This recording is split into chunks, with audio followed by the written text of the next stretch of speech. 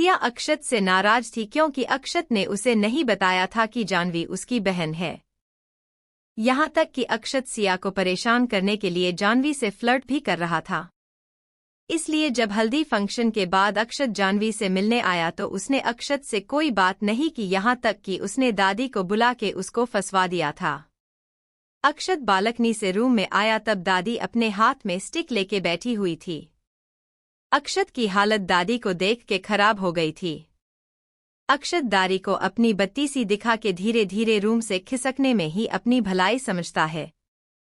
वही सिया को उसकी हालत देख के बड़ा मजा आ रहा था। अक्षत रूम से बाहर जाता है और उसके पीछे दादी भी। अक्षत आगे आगे चल रहा था और दादी पीछे पीछे। अक्षत जल्दी से अपने रूम में जाने लगता है, लेकिन आज तो दादी भी च्यवनप्राश खा के आई थी उसकी खबर लेने। वो उसके पीछे ही रूम में आ जाती है और साथ ही सिया भी। दादी उसके रूम में आके वहां रखे सोफे पे क्वीन की तरह विराजमान हो जाती है और अक्षत छोटे बच्चे की तरह सिर झुका के खड़ा हो जाता है। दादी उसे ऊपर से नीचे देखते हुए बोलती है, क्या तुम अपनी सफाई में कुछ कहना चाहते हो या भी फैसला सुनाया जाए? सिया दादी के पीछे खड़ी हो जाती है और अक्षत को घूरने लगती है, जैसे बोल रही हो, आज तुम्हें कौन बचाएगा कालिया? बहुत परेशान करते हो ना मुझे, अब मेरी बारी। आज तुम्हें तुम्हारी सारी गलतियों की चुन चुन के सजा मिलेगी। फिर दादी की तरफ झुक के बोलती है, दादी आप सजा सुनाओ बस, सफाई के लिए घर में बहुत सारे लोग हैं। वही अक्षत सिया को देख के अपने मन में, जितना उड़ना है ना बीवी उड़ लो। अगर तुम्हारे पंख ना काटे तो मेरा नाम भी अक्षत सिंघानिया नहीं। एक बार हाथ तो आओ, अगले दिन अगर उठने की भी हिम्मत रह जाए तो मेरा नाम बदल देना। वही अक्षत के ख्यालों से बेखबर सिया मंद मंद मुस्कुराए जा रही थी। दादी सिया की बात पे हामी भरते हुए बोलती है, तुमने ठीक कहा पुत्र। फिर दादी अक्षत की तरफ मुड़ते हुए अपने चेहरे पे सख्त भाव लाते हुए बोलती है, मुर्गा बनो। दादी की बात सुन के अक्षत उन्हें आंखें फाड़े देखने लगता है, जैसे कहीं उसने कुछ गलत तो नहीं सुन लिया। अक्षत के भाव देख के दादी फिर से बोलती है, मुझे अपनी बात रिपीट करना पसंद नहीं, और अगर तुम मेरी बात नहीं मान सकते तो मैं भी शादी के बाद सिया को 1 महीने तक उसके घर भेज सकती हूँ और मुझे बिल्कुल भी बुरा नहीं लगेगा। दादी की बात सुन के तो अक्षत खुद को इमेजिन करने लगता है कि सिया के बिना वो उसके तकिए को किस करे जा रहा है और उसके ही कपड़े उतार रहा है। अक्षत एकदम से चिखते हुए बोलता है, नहीं आप ऐसा नहीं कर सकती दादी। अगर आपने ऐसा किया तो फिर आपका प्रमोशन कैसे होगा? अक्षत की बात सुन के दादी सोचने का नाटक करती है, लेकिन तभी वो स्टिक उठा के अक्षत के पैर पे मार देती है और बोलती है, नालायक, तुझसे 2 महीने में तो कुछ हुआ नहीं। बोल तो ऐसे रहा है जैसे सुहागरात के अगले दिन ही हम हॉस्पिटल में होंगे और डॉक्टर ऑपरेशन थिएटर से बाहर आके बोलेगी, मुबारक हो मिसेस सिंघानिया, आपके 12 पोते पोतियां हुए हैं। दादी की बात सुन के अक्षत को सिया दोनों ही झेप जाती है।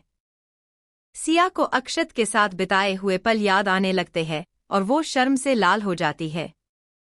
तभी उसके कानों में दादी की आवाज सुनाई पड़ रही थी, तुम मुर्गा बन रहे हो या फिर मैं सिया को भेज दूं?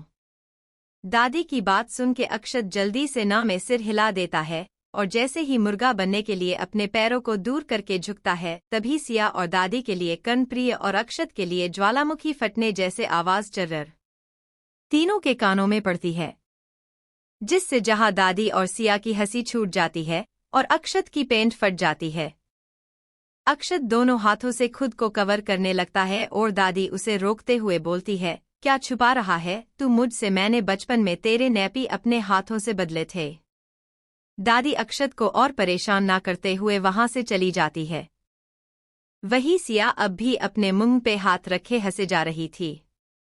वो जैसे ही वहां से जाने लगती है, अक्षत उसे रोकते हुए बोलता है, जितना खुश होना है हो लो बीवी, लेकिन आखिर में मेरे बच्चों के नैपी तो तुम्हें ही चेंज करने हैं। अक्षत की बात सुन के सिया झेप जाती है और जल्दी से वहां से भाग जाती है। अक्षत भी अपने बालों में हाथ फेरता हुए चेंजिंग रूम में चला जाता है। रात को डाइनिंग टेबल पे तो सबकी जुबान पे बस अक्षत और उसकी फटी हुई पेंट के ही चर्चे थे। डिनर के बाद सब लोग अपने अपने रूम में जाके सो जाते हैं क्योंकि अगले दिन मेहंदी का फंक्शन भी था। नेक्स्ट डे सब लोग मेहंदी फंक्शन की तैयारियों में लगे हुए थे। मेहंदी फंक्शन की थीम ग्रीन रखी गई थी। प्रिया की और सिया की फैमिली को दादी ने सिंघानिया पैलेस में ही रोक लिया था।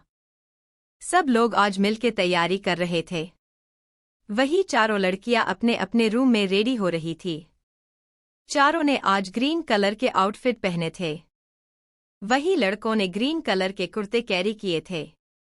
अक्षत अपने रूम में रेडी हो रहा था कि तभी उसका फोन रिंग करता है। वो कॉलर आईडी देख के कॉल अटेंड करता है और सामने वाले की बात सुन के बोलता है, नहीं, जैसा मैंने बोला है सब कुछ वैसे ही होना चाहिए, मुझे कोई गड़बड़ नहीं चाहिए।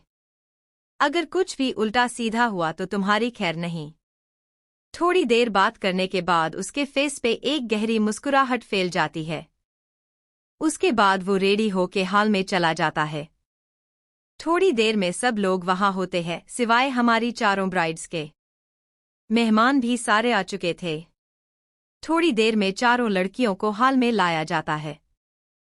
सारे मेहमान उन चारों को आंखें फाड़े देख रहे थे, जिससे हमारे चारों हीरोज की आंखें आग उगल रही थी। उनको आंखों से ही भस्म करने ले लिए।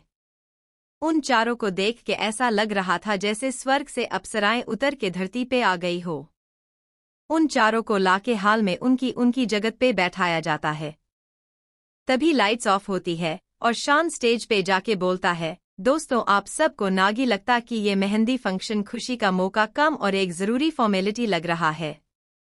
मेरा मतलब है इतनी रूखी मेहंदी, ना कोई डांस ना कुछ और। शान की बात पे सब हाँ बोल देते हैं। अर्नव शान को ज्वाइन करते हुए बोलता है, शान भाई ये मेरे सड़ू भाई की शादी है। वो इतने सद्दू है कि उन्होंने सब लोगों को अपने जैसे बना दिया है। अभी भी देखो उनकी ओर ऐसे लग रहा है जैसे किसी ने इनके हंसने पे टैक्स लगा दिया हो। लेकिन कोई बात नहीं प्यारी भाभियों, हम हैं ना आपकी इस बोरिंग मेहंदी को इंटरेस्टिंग बनाने के लूटे। इतना बोल के अर्नव चुप हो जाता है और अर्नव और शान एक साथ होते हैं। डीजे वाले बाबू मेरा गाना चला दे, इक्को हील दे नाल, मैं कटेया आए एक साल वे, मेनू कड़ेता लाई जाया कर, तू शॉपिंग माल वे। सॉन्ग प्ले होता है और अक्षिता और दादी स्टेज पे आते हैं। दादी को देख के सबकी आंखें फट जाती है। अक्षिता और दादी गाने के लिरिक्स गाते हुए डांस करती है। दादी के डांस को देख के सबका मन डांस के लिए मचलने लगता है और सब अपने अपने पार्टनर के साथ डांस के साथ स्टेज पे आ जाते हैं। मेरे नाल दिया सब पार्लर सजदियान रहंदियन, हाय हाय लाइट करा दे, मेरे काले बाल वे किट्ठो सजा तेरे लाई, सारे सूट पुराने आन, हाय पुराने आन, तेनू लहंगा ले दूं, महंगा जा दिल जानिया, ऐने पैसेड्स में कित्थे लये के जाने आन, वे दिल जानिया हाँ आ। दादी और अक्षिता का डांस सबको खुद की ओर आंखें फाड़ने पे मजबूर कर रहा था। दादी शान के चारों ओर घूमते हुए और अक्षिता अर्नव के चारों ओर घूमते हुए डांस कर रही थी और वो दोनों भी अच्छे से उनका साथ दे रहे थे। यारों पे तू नोट उड़ादा रहेंदा है, मेरी बारी बटुआ खाली कहंदा है, मेरे नाल पाई जावे, बाहर कित्ते तेनू जाना जे, तेरा कोई ना कोई नवा बहाना रहंदा है, मूवी ले जा या पास मेरे रह जा, जो दिल में है वो कह जा, मैं भी दिल दा हाल सुनानी आन। अक्षिता और दादी डांस करते हुए चारों दुल्हनों को भी अपने साथ साथ शामिल कर लेती है। अब वो चारों भी अपने अपने पार्टनर के चारों ओर घूम के डांस करने लगती है। तेनू लहंगा ले दून, महंगा जा दिल जानिया, मैनू लहंगा लादे महगारे मरजानिया, ऐनी पैसेड्स तू कित्थे लेके जाने आन, वे दिल जानिया हाँ आ। सैड मैं पूरे दिन तेरे बिन रहनी आन, सुबह शाम बस नाम तेरा ही कहनी आन, हो तू वी सहलियान नाल, सारी पार्टियां कर दी ये, हो कित्थे बाहर नहीं जाना, फिर क्यों मेनू कहंदी है। चारों लड़के भी अपने अपनी पार्टनर के साथ डांस करने लगते हैं। उस पूरे हॉल में शायद ही कोई होगा जो जिस मानक के सॉन्ग पे थिरका ना हो। यहाँ ये सब लोग अपनी खुशियों में डूबे हुए थे। वही कोई और था जो इनके रंग में भंग डालने की तैयारी में था। तू कंजूस है, फिर पूरा मक्खी चूस है। नेचर तो बड़ा खड़ूस है, कभी हंस दया कर मर जाने आ। तेनू लहंगा ले दून, महंगा जा दिल जानिया। मैनू लहंगा ला दे महगारे मर जानिया। एनी पैसेज तू कित्थे लेके जाने आन। वे दिल जानिया हाँ आ। हाल में खड़ी एक लड़की अपनी जलती आंखों से ये सब देख रही थी जैसे सब आज ही खत्म कर देगी। सबका डांस खत्म होता है और चारों लड़कियां वापस अपनी जगह पे आ जाती है। उन चारों के हाथों में ही मेहंदी लगनी शुरू होती है। थोड़ी देर में उनकी मेहंदी पूरी होती है। दादी ने और सना जी ने मिल के मेहंदी वाली को बोल के बहुत छुपा के उनके पार्टनर्स का नाम लिखवाया था जिससे वो ढूंढ ना पाए। चारों लड़कों ने भी अपनी अपनी जान का नाम अपनी हथेली में लिखवा लूटा था। वही आज अक्षत के मिजाज सिया को कुछ बदले बदले लग रहे थे, क्योंकि आज अक्षत ने सुबह से ही उसे एक बार भी परेशान नहीं किया था। अक्षत एक कोने में खड़ा आराम से जूस पी रहा था, लेकिन कोई और भी था जो उसको यूं देख के मुस्कुराए जा रहा था। सिया ने अक्षत को हल्दी वाले दिन बहुत परेशान किया था, इसलिए उसने आज मेहंदी वाले दिन उसे बिल्कुल भी परेशान नहीं किया। अक्षत पूरा टाइम उसे इग्नोर ही कर रहा था, जिससे सिया को भी बुरा लग रहा था। उसे लगा कि अक्षत उससे नाराज हो गया है, इसलिए उसे इग्नोर कर रहा है। डांस करते वक्त भी अक्षत सिया को बिल्कुल परेशान नहीं करता। अक्षत का इग्नोरेंस देख के सिया का मुंह ही लटक गया था। वही अक्षत को सिया की हालत देख के अंदर ही अंदर बहुत हंसी आ रही थी, लेकिन वो अपने चेहरे पे नहीं आने दे रहा था। सबको मेहंदी लग जाने के बाद सारे लड़के अपनी अपनी दुल्हन को अपने हाथों से खाना खिलाते हैं, लेकिन अक्षत अब भी सिया को इग्नोर करके अपने रूम में चला जाता है कुछ इम्पोर्टेंट काम का बोल के, और अक्षिता को सिया को खाना खिलाने को बोल देता है। अक्षिता सिया को खाना खिलाती है, लेकिन उसका बिल्कुल भी मन नहीं था, वो थोड़ा सा ही खाती है। अब तो सिया की हालत बिल्कुल रोने जैसी हो गई थी। रात को डिनर के बाद सब लोग अपने अपने रूम में जाके सो जाते हैं। प्रिया, संध्या और जानवी को विराज, कबीर और मिहिर ने चेंज करने में हेल्प कर दी थी, लेकिन सिया अपने रोते हुए दिल को संभालते हुए अपने रूम में चली जाती है और उन्हीं कपड़ों में सो जाती है, क्योंकि उसकी मेहंदी गीली थी और अक्षत को उसे फुल इग्नोर करने पे था। सिया लाइट्स ऑफ करके सो जाती है। अचानक उसे अपने रूम की बालकनी में किसी के कदमों की आहट होती है और वो उठ के बैठ जाती है। पहले तो उसे लगा कि शायद अक्षत होगा, लेकिन जब उसे काले कपड़े वाले 2 लोग दिखाई देते हैं तो उसकी डर से चीख निकल जाती है, लेकिन उसकी चीख बाहर किसी को सुनाई देती उससे पहले ही वो लोग उसके मुंह पे रुमाल रख देते हैं और सिया बेहोश हो जाती है। उसके बाद वो दोनों सिया को संभाल के उठाते हैं और बालकनी से ही लेके चले जाते हैं। वही बाकी सब इन सब से बेखबर चैन की नींद सो रहे थे। कुछ देर के बाद सिया की जब आँख खुलती है तो उसने खुद को अक्षत के फार्म हाउस के गार्डन में पाया और अपने चारों ओर के अरेंजमेंट्स देख के उसको एक झटका लगता है, क्योंकि पूरे गार्डन को अलग अलग लाइट्स से सजाया गया था। पूरे गार्डन में गुलाब की पंखुड़ियां बिछी हुई थी।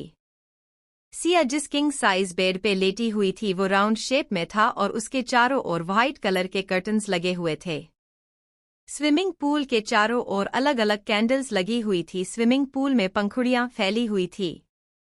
सिया अपने आसपास के नज़ार को देखने में इतनी मशगूल थी कि उसने ध्यान ही नहीं दिया कि उसका प्यारा हैंडसम हब्बी व्हाइट कलर के शर्ट और ट्राउजर में कहर ढा रहा है और उसे ही प्यार से देखे जा रहा है।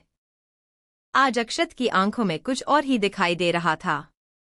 सिया को जब अपने ऊपर किसी की नज़रों की तपिश महसूस होती है तो वो नज़रें उठा के देखती है, तो फिर एक बार उसे एक मिनी हार्ट अटैक आ गया था, क्योंकि अक्षत ने अपनी शर्ट के 3 बटन खुले छोड़े थे जिससे उसका ब्रॉड चेस्ट किसी को भी अपनी ओर खींच ले। उसने अपनी शर्ट के स्लीव्स को फोल्ड किया हुआ था। सिया तो अक्षत को देखे ही जा रही थी। वही अक्षत की आंखों में एक नशा छाया हुआ था। सिया अक्षत की बातों से होश में आती है, जो बोल रहा था, बीवी अब भी दूर से ही देखोगी या कुछ करोगी भी। सिया अक्षत की बात सुन के झेप जाती है और इधर उधर देखने लगती है, लेकिन जैसे ही उसे याद आता है कि अक्षत उसे सुबह से इग्नोर कर रहा था, वो बेड से उठती है और अक्षत के सामने जाके खड़ी हो जाती है और बोलती है, बहुत जल्दी तुम्हें याद नहीं आ गया कि तुम्हारी एक बीवी भी है? सुबह से तो मुझे इग्नोर कर रहे थे, अब क्या हुआ, अब भी जाओ। सिया की बात सुन के अक्षत मुस्कुराने लगता है और बोलता है, मैंने थोड़ा सा इग्नोर किया तो इतना बुरा लगा और ये नहीं सोचा मेरा इतने दिन से क्या हाल हो रहा है। ऊपर से कल मैं मिलने आया तो दादी को भी शामिल कर लिया तुमने। अक्षत की बात सुन के सिया अब भी कुछ नहीं बोलती और मुंह फेर के खड़ी हो जाती है। अक्षत उसके पास जाता है और उसे पीछे से ही अपनी बाहों में भर लेता है। फिर धीरे धीरे उसके कानों पे अपने ठंडे हाथ रख के बहुत ही एहसास के साथ बोलता है, बीवी जितना तुमने मुझे तड़पाया है उसकी तुम्हें पूरी सजा मिलेगी और आज ही मिलेगी। अक्षत की इतनी मधोशी भरी आवाज सुन के सिया की पूरी बॉडी में सनसनी फैल जाती है। वो अक्षत से छूट के स्विमिंग पूल के पास जाके बैठ जाती है। अक्षत मुस्कुराते हुए अपने बालों में हाथ फेरता हुआ उसके पीछे चला जाता है और उसके पास जाके बैठ जाता है। सिया शरारत से मुस्कुराती है और स्विमिंग पूल से पानी हाथों में लेके अक्षत पे मारने लगती है।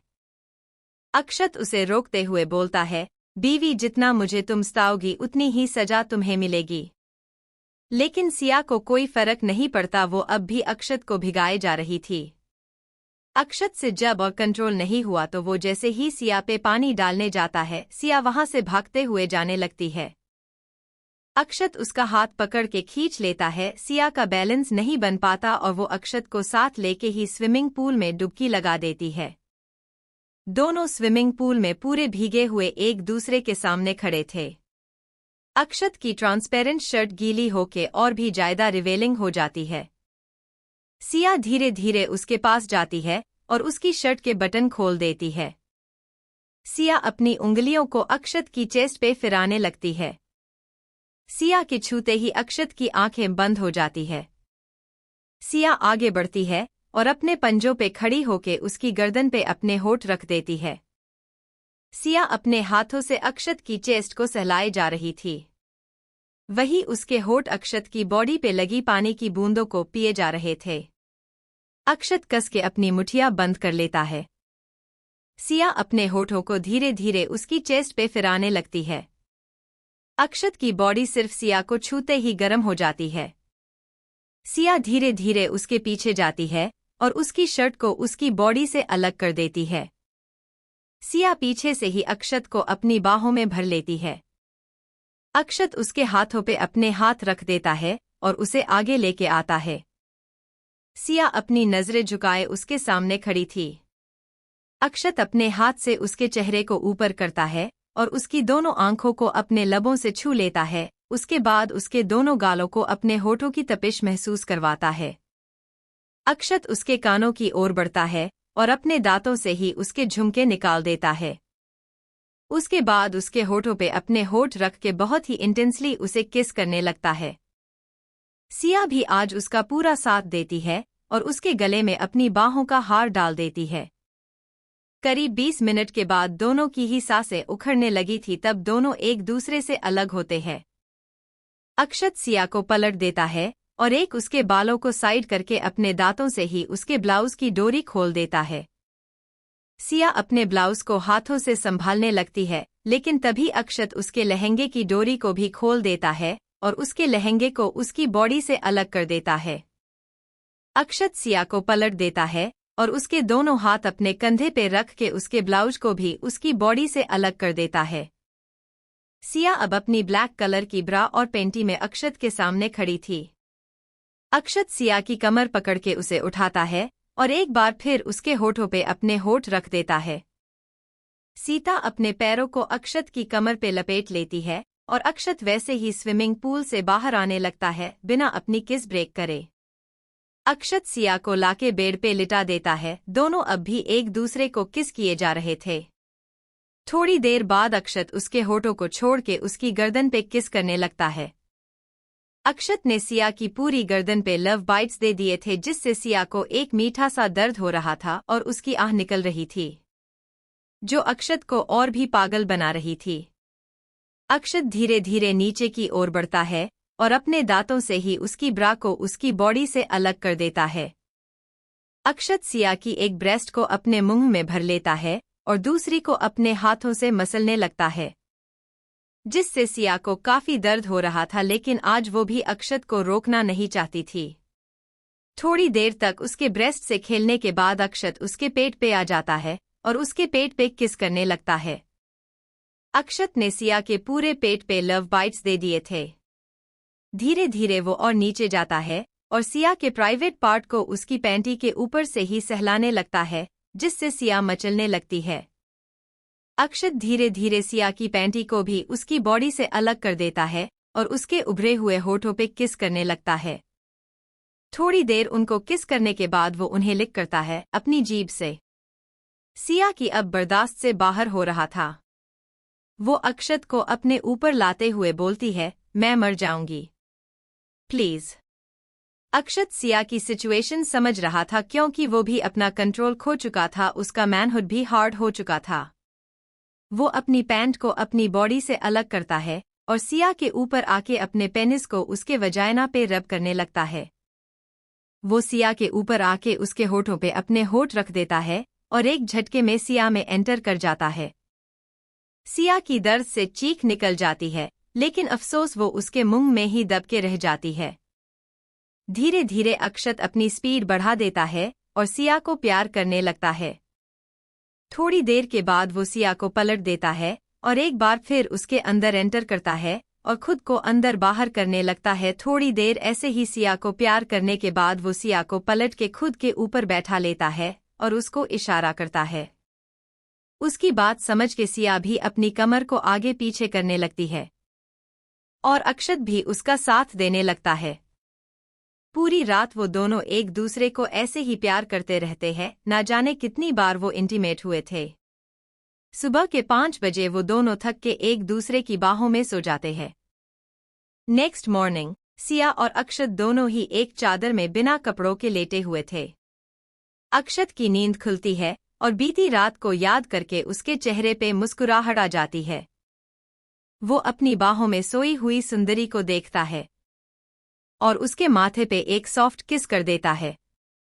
लेकिन रात को अक्षत ने सिया को इतना परेशान किया था कि वो तो सारी दुनिया के घोड़े तबेले सब बेच के सो रही थी। अक्षत टाइम देखता है तो सुबह के 10 बज रहे थे। आज उनका संगीत था और वो दोनों आराम से सोए हुए थे। अक्षत सिया को उठाने लगता है, लेकिन सिया तो कुंभकर्ण बनी हुई थी। अक्षत उसकी बॉडी पे अपना हाथ फिराने लगता है, लेकिन सिया उसका हाथ हटा के फिर से पलट के सो जाती है। अक्षत उसके चेहरे पे झुकता है और धीरे धीरे अपनी गर्म सांसें उसके चेहरे पे छोड़ते हुए बोलता है, how was the last night बीवी। अक्षत की बात सुन के नींद में ही सिया के चेहरे पे रौनक आ जाती है। वो मुस्कुराते हुए बोलती है, इट वॉज अमेजिंग। तो फिर एक ट्रायल और हो जाए, अक्षत बोलता है।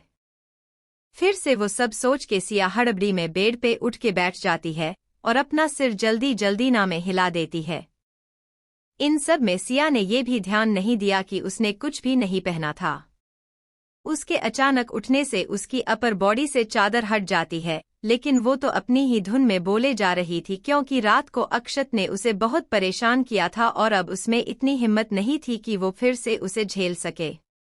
वही अक्षत का ध्यान तो सिया की बातों पे था ही नहीं, उसकी आंखें तो कहीं और ही निशाना लगा रही थी। सिया जब उसकी नजरों का पीछा करती है तो उसके गाल शर्म से लाल हो जाती है। वो जल्दी से उस पूरी चादर को खींच के खुद पे लपेट लेती है। इन सब में उसने फिर हड़बड़ी में गड़बड़ी कर दी और सामने का नजारा देख के वो फिर से पानी पानी हो गई। वो अपने चेहरे को अपने दोनों हाथों से कवर कर लेती है। वही अक्षत उसकी हालत देख के मुस्कुराए जा रहा था। वो सिया की कमर पकड़ के उसे अपने ऊपर कर लेता है और उसके चेहरे पे आए बालों को उसके कान के पीछे करते हुए बोलता है, बीवी, तुम तो ऐसे शर्मा रही हो जैसे पहले बार देख रही हो। रात को तो बहुत आवाज निकल रही थी तुम्हारी। अब क्या हुआ? और अभी भी तो बोल रही थी कि इट वॉज अमेजिंग। तो मुझे लगता है कि तुम्हें कल रात कुछ ज्यादा ही पसंद आ गई, इसलिए तुम बार बार मुझे उंगली कर रही हो। अब जब तुमने शेर के मुंह में हाथ दिखाई दिया है तो भुगतो। अक्षत की पूरी बात सुन के सिया की जान हलक में आ गई थी। वो लाचारी से अपना सिर हिलाते हुए बोलती है, अक्षत और नहीं प्लीज। मुझे बहुत पेन होता है। फर्स्ट टाइम सबको पेन होता है, लेकिन तुम फिक्र मत करो, मैं तुम्हें ज्यादा परेशान नहीं करूंगा। लेकिन अब खुद को कंट्रोल करना मेरे बस में नहीं है। अक्षत जवाब देता है। अक्षत सिया को अपने नीचे करता है और दोनों को चादर से कवर कर लेता है। अक्षत सिया के होठों पे अपने होठ रख के एक बार फिर उसके अंदर एंटर करता है और धीरे धीरे अपनी स्पीड बढ़ाने लगता है। सिया को काफी दर्द होता है, लेकिन उसकी आवाज उसके मुंह में ही दब के रह जाती है। करीब 2 घंटे के बाद अक्षत सिया को छोड़ता है और अपनी गोद में उठा के उसको अंदर रूम में ले जाता है। अक्षत सिया को बाथ लेने में हेल्प करता है, क्योंकि सिया की ये हालत भी तो उसने ही की थी। थोड़ी देर के बाद वो दोनों ही रेडी होके फार्म हाउस से निकल जाते हैं। अक्षत ने सिया की ऐसी हालत कर दी थी कि उसके लिए कार के सीट पे बैठना भी मुश्किल हो गया था। ऊपर से थकान की वजह से वो कार में ही सो जाती है। थोड़ी देर में वो दोनों घर पहुंच जाते हैं। अक्षत सिया को अपनी गोद में उठा के घर के बैक डोर से ही अंदर जाता है कि कहीं दादी को पता ना चल जाए और उसकी फिर से क्लास लग जाए। अक्षत सिया को उसके रूम में लाके सिला देता है और उसको ब्लैंकेट से कवर करके रूम लॉक करके बाहर निकल जाता है। शाम को 5 बजे सिया की नींद खुलती है और वो खुद को घर में पाती है। उसे याद आता है कि आओ तो कार में ही सो गई थी। संगीत फंक्शन रात को होना था, इसलिए किसी का भी ध्यान सिया पे नहीं गया। वही बाकी का रहा सहा काम अक्षत की पलटन ने संभाल लिया। सिया को अक्षत ने पेन किलर दे दी थी, इसलिए उसे अब दर्द भी नहीं हो रहा था। वो बाथरूम में जाके फ्रेश होती है और तब तक उसको रेडी करने के लिए एक लेडी भी आ चुकी थी। वो सिया को रेडी होने में हेल्प करती है। थोड़ी देर के बाद सब लोग हॉल में होते हैं, सिवाय अक्षत और सिया के। क्योंकि सिया काफी लेट उठी थी, इसलिए उसको वक्त लगता है। सिया अपने रूम से बाहर आती है हॉल में जाने के लिए। सामने ही उसे अक्षत आता हुआ दिखाई देता है। एक बार फिर सिया के दिमाग में पिछली रात के सीन चलने लगते हैं और वो शर्म से लाल हो जाती है। अक्षत उसके पास जाता है और उसका हाथ पकड़ के नीचे जाने लगता है। सब लोग अपनी अपनी जगह ले लेते हैं और संगीत फंक्शन शुरू होता है। अर्नव और शान स्टेज पे जाके एंकरिंग करते हैं और डीजे वाले भैया सॉन्ग्स प्ले करते हैं। सबसे पहले दादी स्टेज पे जाती है और अपने फेवरेट सॉन्ग बचना ए हसीनो लो में आ गया पे परफॉर्म करती है। दरअसल ये सॉन्ग दादी के पतिदेव यानी के अक्षत के दादाजी को पसंद था। इसकुते दादी इस सॉन्ग पे दादाजी बन के परफॉर्म करती है। उसके बाद बारी बारी से सना जी और अमन जी साथ में एक परफॉर्मेंस देते हैं। ऐसे ही सब बारी बारी अपने डांस से महफिल को सजा देते हैं। और लास्ट में बारी आती है हमारी चारों जोड़ियों के परफॉर्मेंस की और सॉन्ग प्ले होता है। मरीज़ हूँ मैं, कर दे दवा। मरीज़ हूँ मैं, कर दे दवा। ओहो ओहो ओहो। सबसे पहले चारों लड़के स्टेज पे जाते हैं और अपनी अपनी पार्टनर्स को देखते हुए सॉन्ग के लिरिक्स के अकॉर्डिंग डांस करते हैं। तलब है तू है नशा, खुलाम है दिल ये तेरा, खुल के जरा जी लूं तुझे, आजा मेरी सांसों में आ X2। विराज प्रिया को अपने पास ले आता है और उसको खुद से चिपका के उसके साथ डांस करने लगता है और प्रिया भी उसका पूरा साथ देती है। मिहिर जानवी के साथ आगे परफॉर्मेंस करता है और जानवी के हाथ को अपने दिल पे रख के पूरी शिद्दत से आगे दोहराता है। मरीज़ हूँ मैं, कर दे दवा। हाथ रख दे तू दिल पे जरा। ओ, हाथ रख दे तू दिल पे जरा। ओहो हो। कबीर संध्या के पास जाता है और बहुत ही एलिगेंट तरीके से उसका हाथ पकड़ के उसको स्टेज पे लाता है। और उसकी कमर में हाथ डाल के उसको खुद के सीने से लगा के डांस करने लगता है। संध्या भी उसके गले में अपनी बाहों का हार डाल देती है। तुझे मेरे रब ने मिलाया, मैंने तुझे अपना बनाया, अब ना बिछड़ना खुदाया। X2 मोहब्बत रूह की है लाजिम रिजा, हाथ रख दे तू दिल पे जरा। ओ हाथ रख दे तू दिल पे जरा। ओ हाथ रख दे तू दिल पे जरा। ओहो ओहो ओहो। अक्षत सिया के पास जाता है और उसे अपनी गोद में उठा के स्टेज पे लाता है। सिया अक्षत के सीने में अपना सिर छुपा देती है।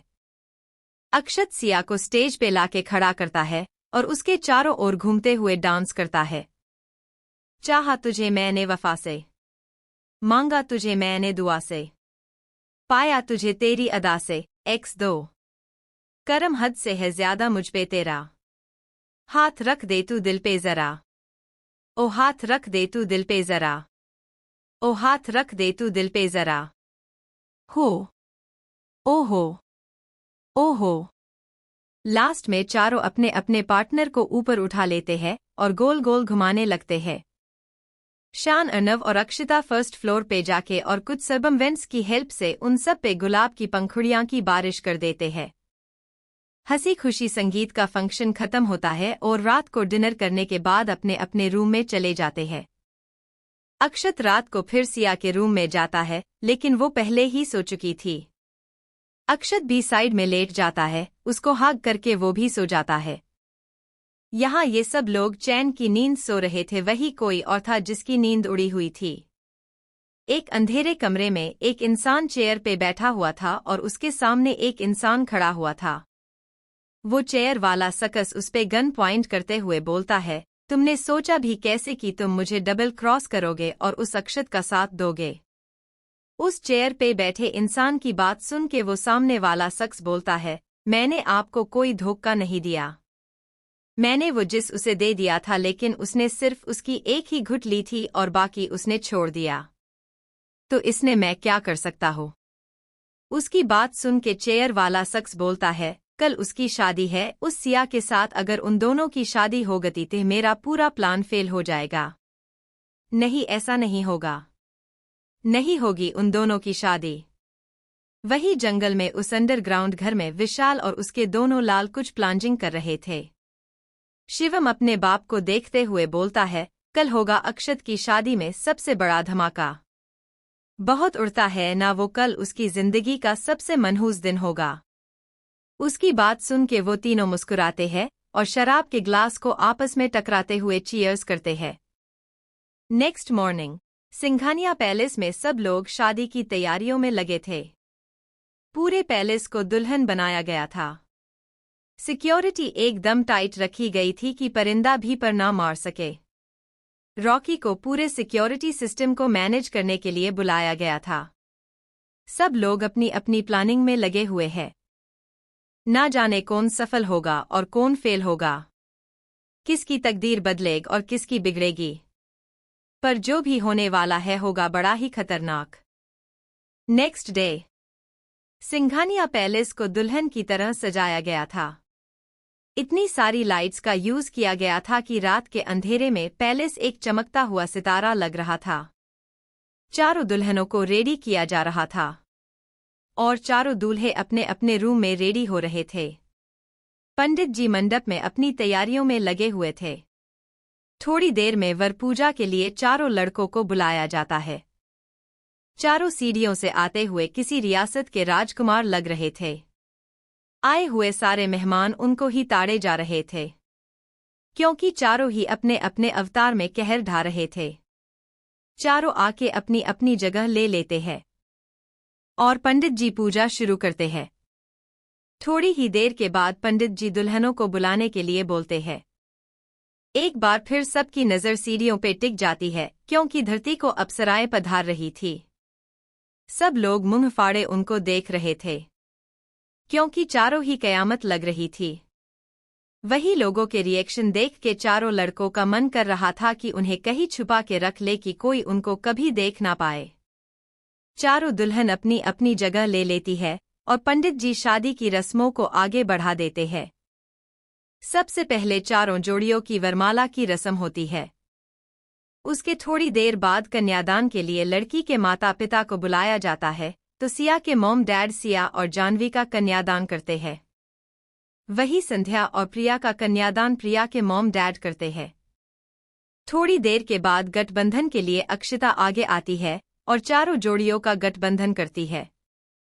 थोड़ी देर में फेरे होते हैं और उसके बाद सिंदूर दान की ओर मंगलसूत्र पहनने की रस्म होती है और फिर पंडित जी अपना फेमस डायलॉग बोलते हैं, आप सबकी शादी संपन्न हुई। अब आप अपने बड़ों का आशीर्वाद ले लीजिए। सबसे पहले चारों जोड़ियां दादी का आशीर्वाद लेती है और उसके बाद बारी बारी से सबका आशीर्वाद लेते हैं। शादी के बाद मेहमान अपना डिनर लेके अपने अपने घर को रवाना हो जाते हैं। सबके जाने के बाद शादी की बची हुई रस्में पूरी करवाई जाती है। उसके बाद सब लोग डिनर के लिए आ जाते हैं। डिनर के टाइम पे दादी चारों लड़कों को सख्त हिदायत देती है कि कोई भी उनकी प्यारी बहुओं को ज्यादा परेशान नहीं करेगा। अब दादी को कौन बताए, उनके लाडले तिह पहले ही हनीमून मना के बैठे हैं। दादी की बात सुन के चारों अपनी अपनी प्यारी वाइफ को देख के एक डेविल स्माइल करते हैं। डिनर के बाद चारों लड़कियों को उनकी फर्स्ट नाइट के लिए ले जाया जाता है। चारों को उनके रूम में छोड़ के अक्षिता हाल में चारों लड़कों के पास आ जाती है और उनसे नेग मांगती है। थोड़ी सी बहस के बाद चारों अपना अपना कार्ड निकल के उसके हाथ में दे देते हैं। अक्षिता को नेग मिलता देख अर्नव की आंखें छोटी हो जाती है। वो गुस्से से चारों के पास जाके खड़ा हो जाता है और फिर अपने कमर पे हाथ रख के बहुत ही क्यूट अंदाज में बोलता है, सारी दुनिया बोलती है लड़की और लड़के में कोई डिफरेंस नहीं है। अगर किसी भी काम में इन लड़कियों को हिस्सेदारी ना मिले तो ये झंडा लेके रोड जाम करके सारे सिस्टम को हिलाने आ जाती है। तो फिर अब मुझसे ये गद्दारी क्यों? इसको इतने कार्ड्स मिले और मुझे क्या ये झुंझुना? मैं कोई बच्चा नहीं हूं, मुझे भी नेक चाहिए। नहीं तो भाई मैं आप सबको श्राप दे दूंगा कि आप अपनी फर्स्ट नाइट आज नहीं मना पाओगे। इतना बोल के अर्नव चारों के आगे लौट जाता है और अपने हक के लिए आवाज उठाता है। अर्नव की बात सुन के चारों को हंसी आ जाती है। चारों के मन में एक ही ख्याल चल रहा था, अरे मेरे भोले भंडारी, तुझे क्या अपने भाई इतने शरीफ लग रहे हैं जो आज तक इंतजार करते फर्स्ट नाइट मनाने का? तेरे भाइयों ने तुझे चाचू बनाने की प्रोसेसिंग पहले ही शुरू कर दी है। लेकिन आज तो कोई भी सब्र ही नहीं कर पा रहा था अपने अपने रूम में जाने को। तो चारों चुपचाप उसे भी उसकी पसंद का नेक दे देते हैं। अर्नव और अक्षिता खुशी से चहकते हुए अपने रूम में जाने लगते हैं। कॉरिडोर में अचानक ही अक्षिता गिरने लगती है, उसे चक्कर आ रहे थे। अर्नव उसको संभालते हुए बोलता है, तू ठीक है? क्या हो रहा है तुझे? खाना ठीक से नहीं खाया था क्या? अर्नव की बात सुन के अक्षिता जवाब देती है, नहीं मैं ठीक हूँ। पता नहीं कैसे चक्कर आ गए। शायद पूरा दिन भागदौड़ की वजह से हुआ होगा कुछ। रेस्ट करूंगी तो ठीक हो जाऊंगी। अर्नव भी आगे कुछ नहीं बोलता और उसे उसके रूम में छोड़ के वो भी अपने रूम में चला जाता है। अर्नव जब रूम में आया तो उसे भी यूं सिर भारी लग रहा था। उसे भी लगा शायद थकान होगी, तिह ज्यादा ध्यान ना देते हुए वो भी अपने कपड़े चेंज करके सो जाता है। बाकी सब घरवाले भी अपने अपने रूम में गहरी नींद में सो चुके थे। सबके जाने के बाद चारों लड़के भी अपने अपने रूम में जाने को आगे बढ़ जाते हैं। चारों अपने अपने रूम में जाती है तो उनको सब कुछ धुंधला दिखाई देता है। सब लोग अपने सिर पे हाथ रख के आगे बढ़ने लगते हैं। थोड़ी ही देर में उनकी आंखें पूरी तरह से बंद हो जाती है। नेक्स्ट डे शाम के 5 बजे अक्षत की नींद खुलती है। वो धीरे धीरे अपनी आंखें खोल के चारों ओर देखने लगता है। उसे अपने सिर में बेतसा दर्द महसूस होता है। वो सिया को आवाज देने लगता है, लेकिन सिया कोई रिस्पॉन्स नहीं देती। अक्षत अपनी आंखें कस के बंद कर लेता है और झटके से खोलता है। वो अभी भी कल के ही कपड़ों में था। वो चारों ओर सब चेक करने लगता है तो उसे याद आता है कि उन सब की शादी हुई थी और वो अपने रूम में आ रहा था। अचानक ही अनजाने डर से उसका दिल कांप उठता है। वो खुद को संभालते हुए बाथरूम में जाता है क्योंकि उसे अब भी चक्कर आ रहे थे। वो अपने मुंह पे पानी मारता है और उसे होश आने लगता है। पूरी तरह होश में आके वो बाहर की ओर भागता है। उसके सारे गार्ड्स अपनी अपनी जगह पे सोए हुए थे। अक्षत सारे रूम चेक करता है तो सारे फैमिली मेंबर्स अपने अपने रूम में सोते मिलते हैं। अक्षत को समझ आ जाता है कि ये साजिश है और कहीं ना कहीं इन सब के पीछे किसका हाथ है ये भी वो समझ जाता है। अक्षत बारी बारी सबको उठाने लगता है। उसने डॉक्टर को भी कॉल कर दिया था। डॉक्टर सबको चेक करके इंजेक्शन देते हैं। थोड़ी देर में सबको धीरे धीरे होश आने लगता है।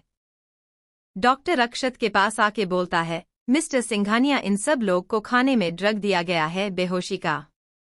ड्रग का डोज काफी ज्यादा था, इतना कि शायद कोई इन्हें कम से कम 2 से 3 दिन तक बेहोश रखना चाहता हो। मैंने इनको एंटीडोट दे दिया है, धीरे धीरे इनको होश आ जाएगा। लेकिन वही खाना मैंने भी खाया था, अक्षत पूछता है। शायद आपने खाना कम खाया था इसलिए आपको जल्दी होश आ गया, डॉक्टर जवाब देता है। डॉक्टर की बात सुन के अक्षत को याद आता है कि उसने खाना थोड़ा ही खाया था क्योंकि उसे भूख नहीं थी। डॉक्टर सबको चेक करके वहां से चले जाते हैं। उनके जाने के बाद अक्षत धम से सोफे पे बैठ जाता है और अपने चेहरे को अपने हाथों में छुपा लेता है। घर में सारे ही मेंबर्स थे सिवाय सिया, संध्या, जानवी और प्रिया के। अक्षत कुछ देर वही बैठा रहता है और सब चीजों के बारे में सोचने लगता है। थोड़ी देर में वो खुद को नॉर्मल कर लेता है और अपना फोन उठा के रॉकी को कॉल करता है और उसे सिंघानिया पैलेस आने को बोलता है। अक्षत को आज पहली बार खुद के फैसले पे बुरा लग रहा था क्योंकि कल शादी हो जाने के बाद उसने रॉकी को वापस भेज दिया था और ये सब हो गया। थोड़ी देर में विराज, कबीर और मिहिर को भी होश आ जाता है। उनका भी हाल कुछ अक्षत के जैसा ही था। तीनों खुद को कल के कपड़ों में पाकर उनका भी दिमाग घूम जाता है और वो भी बाहर की तरफ भागते हैं। तीनों ही कॉरिडोर में एक दूसरे से टकराते हैं तो मिहिर बोल पड़ता है, जानवी नहीं है। उसकी बात सुन के विराज और कबीर भी एक दूसरे को देखते हैं और बोलते हैं, वो भी नहीं है। तीनों को धीरे धीरे सारा माजरा समझ आता है और हाल में भागते हैं। उन्हें हाल में अक्षत रॉकी के साथ दिखाई देता है। वो कुछ बोलने को होती है कि उससे पहले ही अक्षत बोल पड़ता है, चारों गायब है, मुझे पता है। लेकिन ये बातों का नहीं, एक्शन का टाइम है। इसलिए जल्दी से जाके फ्रेश हो जाओ और जल्दी बाहर आओ, हम दुबई जा रहे हैं। उनकी जान खतरे में है।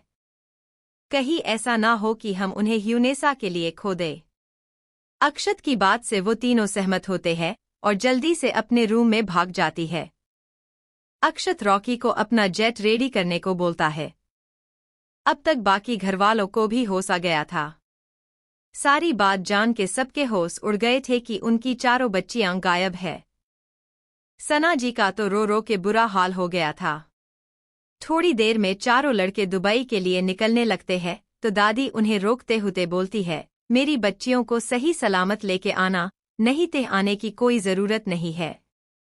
दादी की बात सुन के चारों अपना सिर हाँ में हिला देती है। चारों ही अपनी कार में बैठ के एयरपोर्ट के लिए निकल जाते हैं। थोड़ी ही देर में वो अपने जेएसटी में बैठ के दुबई की उड़ान भर लेते हैं। चारों को ही अंदर एक डर खाए जा रहा था, किसी अनहोनी के होने का डर। अक्षत मिहिर को कुछ इंस्ट्रक्शन देता है और मिहिर अपना लैपटॉप उठा के उसमें कुछ करने लगता है। वही अक्षत अपनी सीट से सिर लगा के बैठ जाता है और अपनी आंखें बंद करके सीता के साथ बिताए पलों के बारे में सोचने लगता है। थोड़ी देर में मिहिर की आवाज सबके कानों में पड़ती है और सब लोग अपनी अपनी सेंस में आते हैं। मिहिर बोलता है, विशाल के बेस पे है वो। मैंने जानवी की लोकेशन ट्रेस की है और जिस जगह पे उनको रखा गया है कि उसकी सिक्योरिटी बहुत टाइट है। विशाल ने अपने बेटों का बदला लेने के लिए पूरी ताकत लगा दी है। पूरा अंडरवर्ल्ड वहां फैला दिया है कि परिंदा भी पर ना मार सके। यह तक कि डिजिटल सिक्योरिटी सिस्टम के लिए उन्होंने एक हैकर को भी इसने शामिल कर लिया है। मैं उसके सिस्टम को हैक नहीं कर पा रहा हूँ। अक्षत फिर से अपनी आंखें बंद कर लेता है और अपनी सर्द आवाज में बोलता है, तुम्हारे पास सिर्फ 1 घंटा है उसके सिस्टम जो हैक करने के लिए। नहीं तो मैं तुम्हारा सिस्टम ब्रेक कर दूंगा, याद रखना। अक्षत की धमकी सुन के मिहिर फिर से अपने काम में लग जाता है। शादी होने के अगले दिन सबकी नींद खुलती है तो चारों लड़कियां गायब थी। अक्षत जब अपने सोर्सेज का यूज करके पता करता है तो उसे पता चलता है कि विशाल और उसके दोनों लाडले उनको लेके दुबई चले गए हैं। अपनी जान को बचाने के लिए वो चारों भी दुबई को रवाना हो जाते हैं। मिहिर जानवी के मंगलसूत्र की लोकेशन को ट्रैक करता है तो उसे पता चल जाता है कि वो लोग विशाल के दुबई वाले अंडरवर्ल्ड बेस पे है। मिहिर उनकी सिक्योरिटी सिस्टम में घुसने की कोशिश करता है, लेकिन कोई और उसको रोकने के लिए विशाल ने पहले ही वहां बैठा रखा था। मिहिर को अक्षत ने 1 घंटा दिया था उनके सिस्टम को हैक करके सब पता लगाने के लिए। कुछ घंटों की उड़ान के बाद वो चारों दुबई पहुंच जाते हैं। एयरपोर्ट से बाहर आते ही उनको विक्रम मिलता है, जो कि दुबई में अक्षत के सारे काम को हैंडल करता है। वो लोग एयरपोर्ट से बाहर आते हैं और अपनी अपनी कार में बैठ के अक्षत के विला की ओर निकल जाते हैं। वहीं मिहिर अब भी अपनी उंगलियों को लैपटॉप पे नचा रहा था। चारों के चेहरे पे कोई एक्सप्रेशन नहीं था। सबकी आंखें सर्द थी और एक अजीब सी गर्माहट दुबई के मौसम में फैल रही थी। वहीं उन चारों की साड़ी हुई शकल देख के विक्रम को पसीने आ रहे थे। वो अपने पसीने पोंछते हुए मन ही मन उनको गालियां दिए जा रहा था, माना इनकी बीवी को कोई चुरा ले गया। लेकिन ये क्या चाहते हैं कि बाकी सबकी वाइफ विधवा हो जाए। ऐसी शकल बना रखी है कि पूरे दुबई को आंखों से ही भस्म कर देंगे। चारों के चारों ही डेविल है। अगर मुझे मेरी जॉब प्यारी नहीं होती तो मैं इन जल्लादों की शकल भी नहीं देखता। देखने में इतने हैंडसम है लेकिन काम रक्सासों वाले। शकल तो रावण जैसी बना रखी है। हे भगवान, इनकी बीवी इनको कैसे झेलती होगी। शायद झेल नहीं पा रही होगी, इसीलिए इनको छोड़ के दुबई आ गई होगी। विक्रम के चेहरे पे आते जाते भावों को देख के कबीर बोलता है, क्या हुआ, तुम्हारी बीवी तुम्हें छोड़ के भाग गती गई क्या किसी के साथ? को तुम हमको देख के ऐसे एक्सप्रेशन ला रहे हो? कहीं तुम्हारी नियत तेह नहीं बदल रही है हम हैंडसम बंदों को देख के? लेकिन अगर बिगड़ भी रही है तो मुझे कोई फर्क नहीं पड़ता, क्योंकि मेरी बीवी बहुत ज्यादा हॉट है और शायद कुछ दिनों में मैं बाप भी बनने वाला हूँ। कबीर की बात सुन के सब लोग उसको घूरने लगते हैं, जैसे पूछ रहे हो क्या संध्या प्रेग्नेंट है। सबके चेहरे के भाव पढ़ के कबीर बेकिकरी से बोलता है, मुझे मेरी परफॉर्मेंस पे कोई डाउट नहीं है और वैसे भी मैंने उसका फर्स्ट टाइम बिल्कुल सही टाइम पे लिया था और बाकी सब भी ठीक था, तो मुझे लगता है वो प्रेग्नेंट ही हो जाएगी। अब क्रिकेट टीम के लिए तो अभी से उसका प्रेग्नेंट होना जरूरी है। कबीर की बात सुन के सब लोग उसको ऐसे घूरते हैं जैसे वो कोनो और गोले का प्राणी हो। तभी सबके कानों में मिहिर की चिल्लाने की आवाज पड़ती है, जो खुशी से बोले जा रहा था, यस हो गया उसकी, तो मैंने बैंड बजा दी। दोबारा मुझसे पंगे लेने से पहले 100 बार सोचेंगी। मिहिर अपनी नजरों को उठा के सबका दीदार कार्य है तो सब लोग उसे ही घूरे जा रहे थे, जैसे बोल रहे हो अगर तुमने कुछ अच्छा नहीं बका तो तुम कुछ बकने के लायक नहीं बचोगे। तभी गाड़ियों के रुकने की आवाज आती है और बॉडीगार्ड्स उन सब के लिए दूर ओपन करते हैं। चारों बाहर आते हैं और उनके साथ ही विक्रम उनका कुली बनके आगे बढ़ रहा था और साथ ही उनको गालियां दिए जा रहा था। शायद ही कोई गाली होगी जो उसने ना बोली हो। उनके अंदर जाते ही विक्रम अपना सिर ऊपर करके बोलता है, हे भगवान, क्या कहीं कमी रह गई थी यह के टेम्परेचर में जो अपने इन चारों कमीनों को और भेज दिया। वही दुबई के रेगिस्तानी इलाके में एक चॉपर रेगिस्तान के बीच में आके लैंड करता है। उसमें से विक्रम, आर्यन और शिवम के साथ सूट बूट में चेहरे पे गॉगल्स के पीछे मकारी छिपाए बाहर आते हैं। आर्यन आगे बढ़ता है और एक जगह से कुछ मिट्टी हटा के उस जगह पे कुछ पासवर्ड क्लिक करता है और उनके सामने कुछ सीढ़ियां खुल जाती है।